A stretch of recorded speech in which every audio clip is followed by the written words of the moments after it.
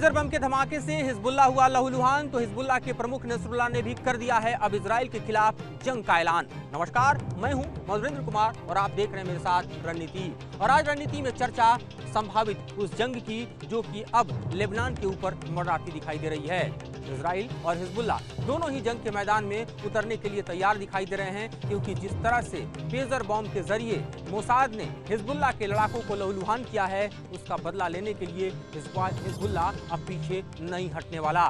साफ तौर पर देखिए तो तकरीबन अब तक जो सूचना आ रही है उसके मुताबिक 1.5 दर्जन हिजबुल्लाह के लड़ाके इस हमले में मारे गए हैं, 3000 से ज्यादा घायल हैं, 200 से ज्यादा ऐसे हैं जिनकी आंखें चली गई हैं, 400 से 500 करीब बताया जा रहा है जिनके वाइटल ऑर्गन्स जो हैं वो इस विस्फोट में कंप्रोमाइज हुए हैं, घायल हुए हैं और जिंदगी और मौत के बीच लड़ते हुए दिखाई दे रहे हैं। सवाल इस बात को लेकर उठ रहा है कि जिस मोबाइल को छोड़कर पेजर का इस्तेमाल हिजबुल्लाह ने शुरू किया, वही दरअसल उसके लिए कैसे इतना घातक साबित हुआ।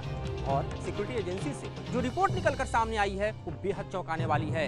ये जानना आपके लिए बेहद जरूरी है कि कोई भी इलेक्ट्रॉनिक डिवाइस आप जो इस्तेमाल कर रहे हैं वो बम हो सकता है, वो आपके लिए खतरा हो सकता है। हिजबुल्लाह ने सिक्योरिटी की चूक की और उसे इतना बड़ा भुगतान करना पड़ा। दरअसल 3 महीने पहले जब हिजबुल्लाह के चीफ नसरुल्लाह ने ये अपने लड़ाकों को आदेश दिया था कि वो मोबाइल का इस्तेमाल बंद कर दे, तो उसके पीछे दरअसल ये थियरी थी कि उसका जीपीएस लोकेशन, उसका कम्युनिकेशन मोसाद ट्रैक कर रहा है और इसी के जरिए इजराइल पिन पॉइंट स्ट्राइक को अंजाम दे रहा है, जिसके कारण हिजबुल्लाह के जो ठिकाने हैं वो छलनी हो रहे हैं। तब हिजबुल्लाह ने पेजर पर कम्युनिकेशन को शिफ्ट करने की तैयारी की और फिर दरअसल ऑर्डर ताइवान की कंपनी को दिया गया। उस कंपनी का जो सिस्टर कंसर्न कंपनी यूरोप में थी उसने सप्लाई चेन क्रिएट किया और तब जाके हिजबुल्लाह के पास ये पेजर पहुंचे। लेकिन इसके पहुंचने के पहले ही मोसाद ने बड़ा खेल कर दिया। मोसाद ने किया क्या, दरअसल डिलीवरी के पहले इस कंसाइनमेंट को उसने ट्रैक किया और ट्रैक करने के बाद उसमें इस तरह के इंटरफेरेंस को अंजाम दिया गया कि जो सेफ एंड सिक्योर दरअसल कम्युनिकेशन का नेटवर्क था वहीं बॉम्ब में तब्दील हो गया और ब्लास्ट करता हुआ नजर आया, जिसने हिजबुल्लाह के तकरीबन 3000 से ज्यादा लड़ाकों को कुछ इस तरह से छलनी कर दिया और 1.5 दर्जन से ज्यादा अब तक इस हमले की भेंट चढ़ चुके हैं।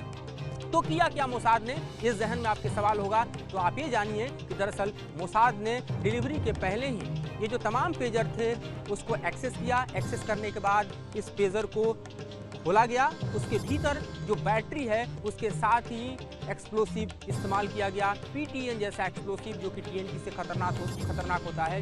उसकी छोटी सी मात्रा बताया जा रहा है कि तकरीबन 3 ग्राम जो है उसकी मात्रा उसके साथ जो है लगाई गई। साथ ही उसकी प्रोग्रामिंग को चेंज किया गया ताकि ये रिमोटली ऑपरेट हो सके। और बैटरी के हिट होने के कारण, चूंकि पीटीएन जो है वो 2 तरह से एक्सप्लोड करता है, एक तो हीट और दूसरे शॉक से, लिहाजा ये पूरा का पूरा सेटअप जो है वो कंप्रोमाइज होकर हिजबुल्लाह के हाथों में पहुंचा। और जब मोसाद ने चाहा, रिमोटली बटन दबाया गया और ये टूटते फटते नजर आए और तमाम पेजर जो है बॉम्ब की तरह उड़ते चले गए और उड़ाते चले गए। ऐसे में अब हिजबुल्लाह इस हमले के बाद ऐलान कर चुका है कि इसकी बड़ी कीमत इजराइल को चुकानी होगी। अब हिजबुल्लाह हमले के लिए अपनी तैयारी में जुट चुका है। इससे पहले हमने देखा था कि अगस्त के आखिरी हफ्ते में हिजबुल्लाह ने सैकड़ों रॉकेट इजराइल के ऊपर बरसाए थे। रिटेलिएट इजराइल ने भी किया था, लेकिन उसके बाद से तनाव लगातार बढ़ता जा रहा है। इस बढ़ते तनाव के बीच हम देख रहे हैं कि किस तरह से इजराइल अपनी सेना को लगातार लेबनान बॉर्डर पर बढ़ा रहा है। साथ ही हिजबुल्लाह जंग के हथियारों का जखीरा तैयार कर रहा है, क्योंकि हिजबुल्लाह हमास नहीं है। हिजबुल्लाह के पास 60 से 70 हजार ट्रेन लड़ाके हैं, 1.5 लाख की संख्या में उसके पास भी रॉकेट और मिसाइल है। लेकिन हिजबुल्लाह ने सोचा भी नहीं होगा कि उसके घर में कुछ इस तरह से सिक्योरिटी कंप्रोमाइज को अंजाम देते हुए मोसाद जो है वो सबसे ओल्ड एज्ड जो हम कहें डिवाइस कम्युनिकेशन का है पेजर, उसी को बॉम्ब में तब्दील करके इस तरह से उड़ाता चला जाएगा। आपके लिए जानना बेहद जरूरी है कि किसी भी तरह का जो एक्सप्लोसिव है उसको जब ट्रैक किया जाता है, उसको जब सुरक्षा कारणों से गुजारा जाता है तो आसानी से ट्रैक हो जाता है। कई बार ऐसे हुए कि पीटीएन को हमले में शामिल करने की कोशिश की गई और वो आसानी से ट्रैक हो गया, लेकिन इस बार दरअसल उसको प्लास्टिक कवर में कुछ इस तरह से यूज किया गया कि वो ट्रैक न हो पाए, कोई भी दरअसल डिवाइस उसको जो हिजबुल्लाह के पास है डिटेक्ट नहीं कर पाए। और यही सबसे बड़ी चूक हिजबुल्लाह से हुई, जिसके कारण हाथों हाथ जो उसने दरअसल पेजर बांटे वो पेजर कम और बॉम्ब ज़्यादा थे जो इस तरह से फूटते चले गए, फटते चले गए।